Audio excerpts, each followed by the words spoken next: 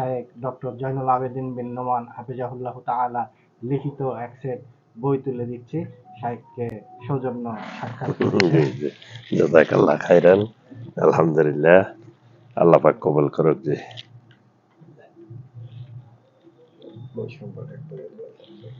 জি জি, আলহামদুলিল্লাহ।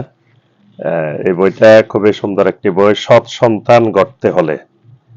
এবং আলহামদুলিল্লাহ, যিনি এই বইটা মূলত লিখেছেন শাইখ ডক্টর আব্দুর রাজ্জাক বিন আব্দুল মোহসেন আল বাদার।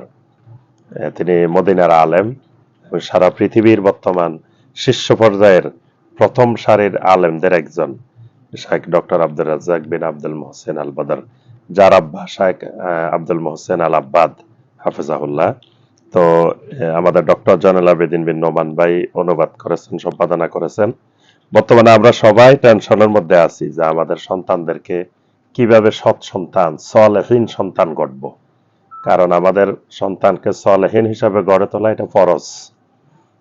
তো এখন যে চতুর্দিকের পরিবেশ, এই পরিবেশে সলেহীন সন্তান গড়ে তোলা এটা মানে খুবই কঠিন কাজ। এই কঠিন কাজটা সহজ করতে হলে আমাকে আপনাকে জানতে হবে যে কিভাবে একটা সৎ সন্তান, সলেহীন সন্তান গড়ে তুলতে হয়। আলহামদুলিল্লাহ, সেই বিষয়গুলো এই বইয়ের মধ্যে পাবেন।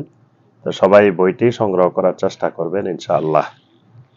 ভাইয়ের আরো অনেক গুরুত্বপূর্ণ গুরুত্বপূর্ণ সুন্দর সুন্দর বই, আশুরার ফজিলত, এই বইটা গুরুত্বপূর্ণ।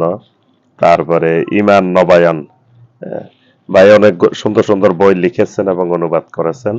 সহি সালাত, দোয়া, জিকির, ঝাড়ফুঁকের চিকিৎসা, তারপরে নারীদের প্রতি বিশেষ উপদেশ। আলহামদুলিল্লাহ, এগুলো একবারে ছোট বইয়ের মধ্যে, যাতে সবাই সহজে পড়তে পারে এবং সংরক্ষিত রাখতে পারে। বইগুলো সবাই পড়ার চেষ্টা করবেন ইনশাআল্লাহ।